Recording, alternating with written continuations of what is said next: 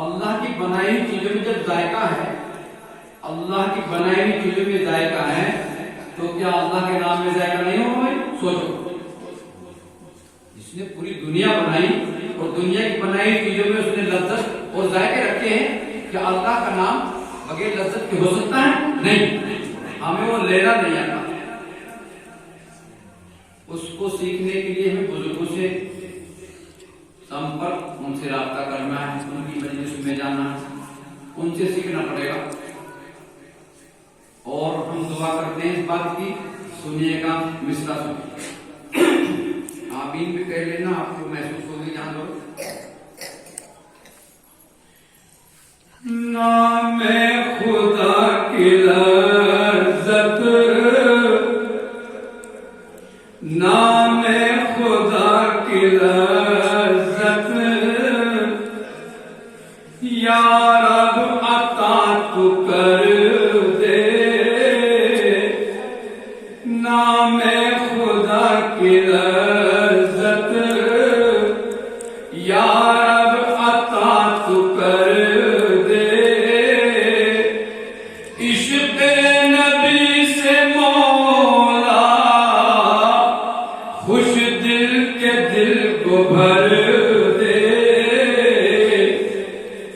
نام خدا کی لذت، ذکر خدا کی لذت، یا رب عطا تو کر دے، عشق نبی سے مولا ہم سب کے دل کو بھر دے۔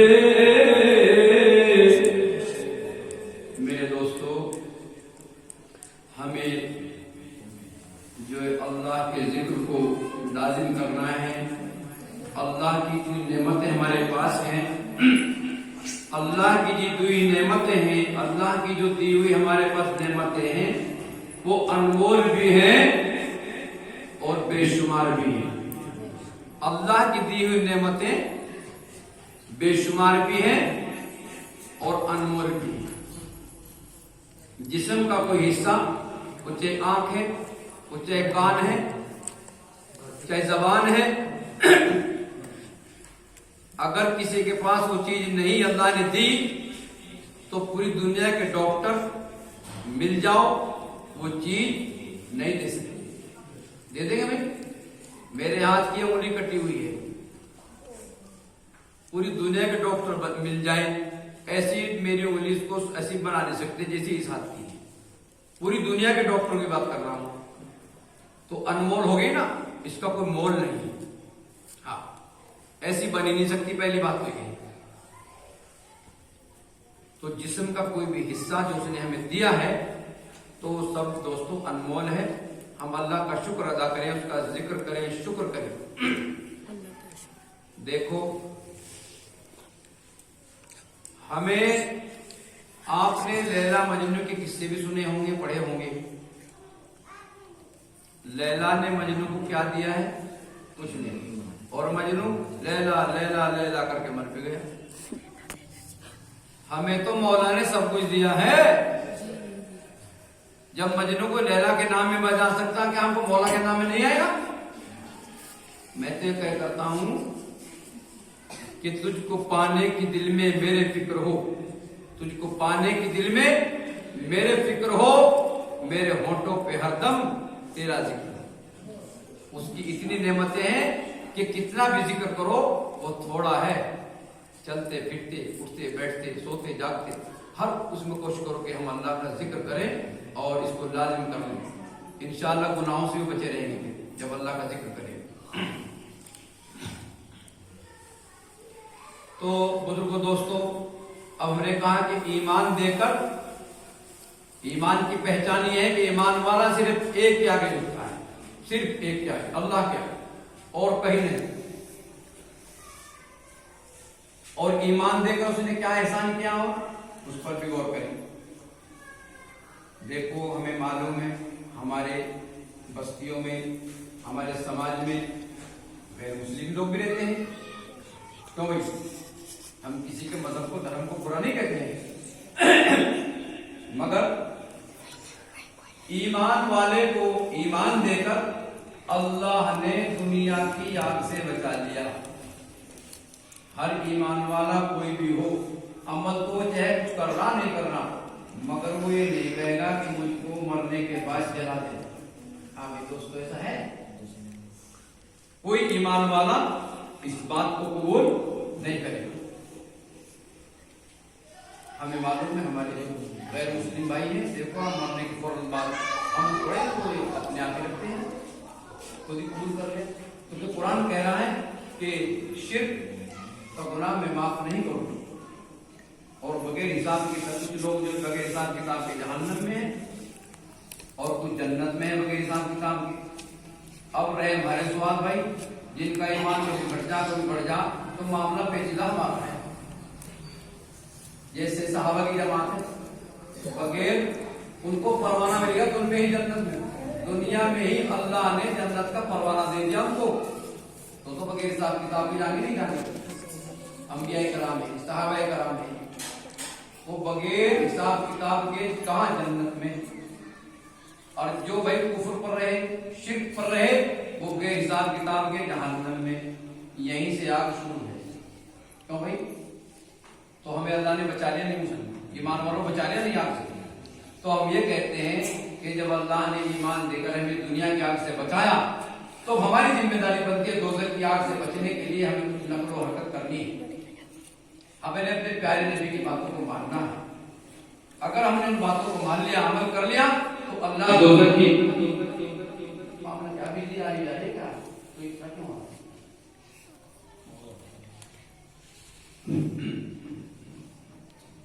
تو بھئی ہمیں جو ہے اللہ کا شکر ادا کریں کہ اس نے ہمیں دنیا کی آگ سے بچا، تو جہنم کی آگ سے بھی اللہ بچائے گا، مگر ہماری ذمہ داری ہے کہ ہم اپنے پیارے نبی کی باتوں کو ماننے کی کوشش کریں، قرآن کی باتوں کو مانیں۔ توجہ کے ساتھ میں سنیں۔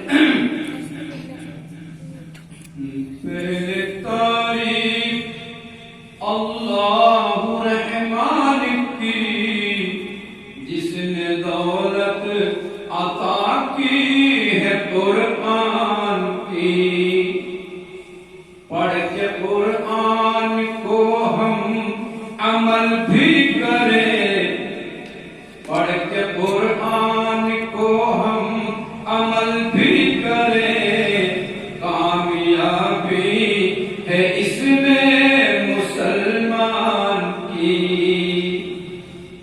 ہماری ساری کامیابی قرآن سے ملتی ہے۔ ہمارے دل کے اندھیرے اگر دور ہوں گے تو قرآن کے ذریعے، قرآن ایک ایسی روشنی ہے جو ہمارے دل کے اندھیرے کو دور کرتے ہیں۔ میں کہا کرتا ہوں، اعمال تو کر کے قرآنی، اس دل کو بنا لے نورانی، اعمال تو کر کے قرآنی، اس دل کو بنا لے نورانی، بس رب کی رضا ہو پیش نظر، چھوڑ دے خوش دل منمانی، بس رب کی رضا کو حاصل کر، چھوڑ دے مسلم منمانی۔ میرے دوستوں بزرگوں، اور اگر میری ماں بہنیں بھی سن رہی ہوں، ہمیں جو ہے اللہ نے کتاب دی ہے، اس کو کہتے ہیں گائیڈ بک۔ آج مشین بنانے والوں نے جو بھی مشین بنائی، جو گھروں میں ہمارے آئی ہے، واشنگ مشین، کئی کولر ہے، کئی فریج ہے، چاہے سلائی مشین بھی لے لو مارکیٹ سے، آپ موبائل بھی لے لو مارکیٹ سے، ہر مشین کے ساتھ میں ایک کتاب آتی ہے، اور اس کتاب کو کہتے ہیں گائیڈ بک، رہنمائی کرنے والی کتاب۔ جو مشین آپ لے کر آئے ہیں اس کے ساتھ کتاب اس لیے دی جا رہی ہے کہ اس کتاب میں اس مشین کو صحیح چلانے کے طور طریقے لکھے ہوئے ہیں.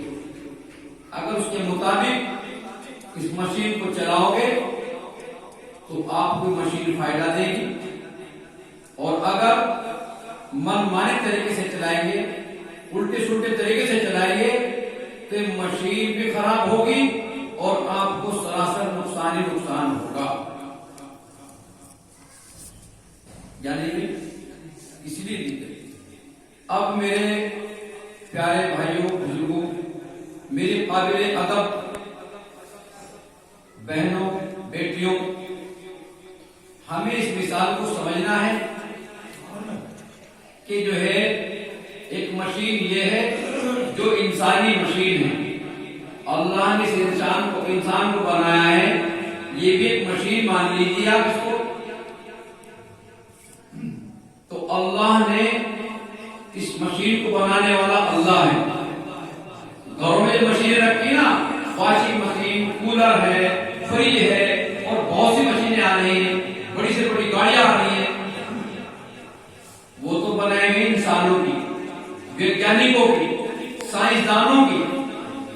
تو انہوں نے بھی مشین کو صحیح چلانے کا، فائدہ اٹھانے کا طور طریقے کے لیے کتاب دی ہے.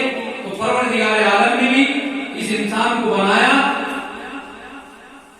اور اس انسان کو بنایا. ہم مان لیتے چلو ایک مشین ہے یہ، مگر اس مشین سے دونوں جہاں کا فائدہ جڑا ہوا ہے، دنیا کا بھی اور آخرت کا بھی. تو قرآن پاک بتا رہا ہے، کیا بتا رہا ہے؟ ہمیں ہاتھوں کا استعمال کیسے کرنا ہے، آنکھوں سے ہمیں کیا دیکھنا ہے کیا نہیں، کانوں سے کیا سننا ہے کیا نہیں، دماغ سے کیا سوچنا ہے کیا نہیں. تو گویا کہ اس پوری باڈی کو